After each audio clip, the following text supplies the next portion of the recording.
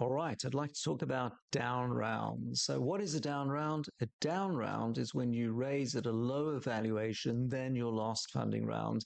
And unfortunately, it's something that's happening more these days. Valuations are down, finding investors is hard, investors are giving companies sometimes a harder time. So in the next few minutes, we're going to talk about what's the problem with a down round, when does it happen, what types of down rounds are there, what happens with anti-dilution, how do you sell it to your investors, do they have any option to push back on it, and is this really a huge problem, or is it just the way things work? So let's start with what types of down rounds are there? Well, let's put them in a few categories. So category one is in your first funding round, you raised too optimistically at too high a valuation. Often this links to companies doing crowd rounds. So when you have, experienced investors, they would tell you, dude, your valuation is too high. There's no way your company's worth 10 million for this pre-product stage. But when you have a crowd round, crowd investors or friends and family investors don't know what the valuation should be. And sometimes founders have drunk too much of that TechCrunch US valuation Kool-Aid and just come up with a valuation based on hype or optimism that is ahead of projections. And when you launch the product and it turns out 6 months or 12 months post-launch, the traction is nowhere near those optimistic numbers, then there's a reset. Or it might be that your crowd investors invested at a 10 mil valuation and you now go to VC, and instead of valuing the company based on that optimism and the business plan that said you'd have 10 million a year revenue by the end of year one, the fund has now looked and seen that actually your metrics are nowhere near that, and we're nowhere near valuing it based on just the optimism. It's now reality, and dude, your valuation is now 3 million. So scenario one, too optimistic on your first round, reset on the second round. Scenario number two is maybe you raised in 2020 or 2021. Business is actually rather good, but valuations overall are down. So previously, you might have got a 10 or 15x multiple of annual revenue as a valuation, but that's changed. And you're now struggling to get 5x annual revenue. And even though revenue is up, your valuation overall is down. So that's scenario two. Scenario three is actually business isn't very good and you are struggling to get investment at all, and only by dramatically reducing your valuation might you get investors coming in. So let's explore these different patterns and what it means for your company and a down round. So the first class might be you've raised with angel investors. They've gotten SEIS and EIS. They've got ordinary shares. And here, if all your investors only have ordinary shares, then having a down round is a bit of a downer for them. They may be unhappy, but there's nothing they can do about it, and there's no cost in terms of anti-dilution or topping up investors. And in fact, if they've got SEIS or EIS shares, you must be careful to never try to top them up or give them more shares because they'll lose their SEIS. And you can leverage that. So if the investors say, it's a down round, we want more shares, you can tell them, if I do this, you're going to lose your SEIS and have to repay your SEIS tax deduction that you got. You want to, in fact, not get any top up. You're much better off keeping your SEIS or EIS. And unfortunately, Dems to breaks. We're all going to be diluted more by this new round. I'm sorry about that, but, we took our best guess. So that's thing number one. SEIS, EIS investors, and certainly investors with ordinary shares, you don't have any legal obligations for not having a down round, and there's no cost other than obviously repairing, egos and so on. The second scenario is where you may have raised from a fund that got preference shares with anti-dilution protection. So what is anti-dilution protection? Well, For a seasoned VC, they might say, I will buy into your crazy 10 million valuation, but only if you give me anti-dilution protection. And that means if you raise at a lower valuation in a next round or subsequently, you're going to top me up as if my first round had been at this lower valuation. So it's a way for investors to be part of a valuation that they may or may not be comfortable with, but they'll go for it knowing that if you can't sustain it in the future, you're going to top them up, which is fine so long as you understand that if you then have a down round, how does the top up work? Well, the top up works by the company issuing more shares to these investors with preference shares and anti-dilution, such that they would have gotten that number of shares in the earlier round had it been this new valuation. And there are different formulae that can be used. There's broad-based, narrow-based, full ratchet, anti-dilution. Generally, broad-based is the most founder-friendly, and full ratchet is the most investor-friendly.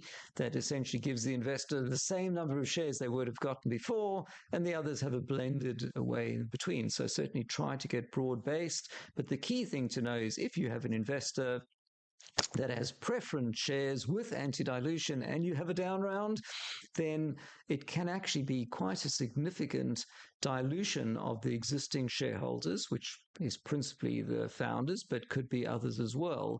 And it may turn out if you have a significant down round, it may significantly dilute you. So that's something to be aware of. And of course, the down round might be just a little bit lower than the last round. You raised at 10 mil and this one's at 8. No big deal. Yes, you don't get bragging rights that the valuation's much higher, but in the scheme of things, quite a few companies have got similar or slightly down rounds. And the third scenario to consider is where it's a very down round. So what may well happen is, this happens to some number of companies, perhaps increasing these days, which is you plan to do a fundraising, you're unable to raise investment. And now you're either going to run out of money completely, or is there some way to save the day? Even if it's massive dilution for the existing shareholders, something is better than nothing. Maybe your last round valuation was 10 million, and now you're going to raise it at 1 million. It's going to wipe out the shareholding, but it's possible. So this may be done in a couple of ways. Way number one, probably the most common, is a convertible note. And there's something called last man standing. So you're now trying to raise at 10 million valuation. That was the same as your last round, not getting any traction. People see business isn't that great, you're way off, you've got a big burn rate, you're going to run out of money, it's extremely risky, you can't raise. So you go, all right, I'll try 5 million valuation, and you're still not getting any takers. So in desperation, you are talking to an investor and they go, I will use a convertible note, I will invest £1 million, but on the basis that if you don't do a fundraise within the next year, or the company is about to run out of money, it will convert into shares. So I own 51% of the company. So basically, that's what's called last man standing. Someone is taking a big risk. They might be the only one putting themselves out there to invest, but they're kind of going to own the company and perhaps fire you if that didn't work. And maybe that's okay. That's probably more of an extreme case, but it might be they're going to get 30% of the company. And then they might want to shake things up. They might want to be a lot more active in the company. That's why they took that bet. So that's the last man standing, potentially, often with a convertible note, but it might be done with a funding round to go, okay, great, you can invest in a much lower valuation. I'm going to get preference shares, I'm going to get a board seat, and I'm going to be here to restructure the company. So now that we understand the different types of down rounds, what permissions do you need? Well, generally, you don't really need any permission for a down round. In any issue of new shares, your existing shareholders always have a preemption right, so they can buy more shares at the lower valuation. Of course, like any new investor, if they want to top up, they might be a bit miffed and not want to, but maybe you can tell them, sorry, the last round was at 10 mil, This one's at 8. If you want to invest more at 8, that's a blended mix of investments. You can do it. So you have to offer preemption to your existing shareholders. You may need investor consent to do a new round, but of course, if the investors withhold consent, the company's out of money. And you also need board approval. And here, the board members, the directors, have to, who may include, of course, founders and investors, they have to make sure they're not acting in their own best interests, but in the best interests of the company and all shareholders. So regardless of what they want themselves, and often you have to remind investors, even though your existing shareholding will be diluted, you have to act in the best interests of the company and all shareholders, which is the company remains a going concern, can't run out of money, and you have to approve our down round, which is the only possible thing.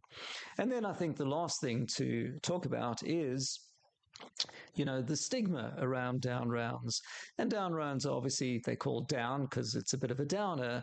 But, some of the stats suggest a good fraction, maybe 20% or 30% of Series B onwards companies are raising at a lower valuation than before. Now, obviously, there's a difference if it's hugely lower or just a bit lower. But I think that, if the survival of the company is the only thing that matters, you put the ego aside, you put the brag rights aside, in the best case, business is good and you catch up later. The good times will be back. There was a blip en route, so be it. It's naught in the scheme of things, and you get on with it, and there's nothing wrong with it. All it means is, in a sense, you bet too high on your last round. The bet didn't quite work out. This one's lower. But, it's all about onwards and upwards, so to say. So, hope that helps. Any down round questions, reach out to the team at SeedLegals, the web chat, or reach out to me to ask anything, and hope we can help on both the upside rounds and the down rounds. Thank you.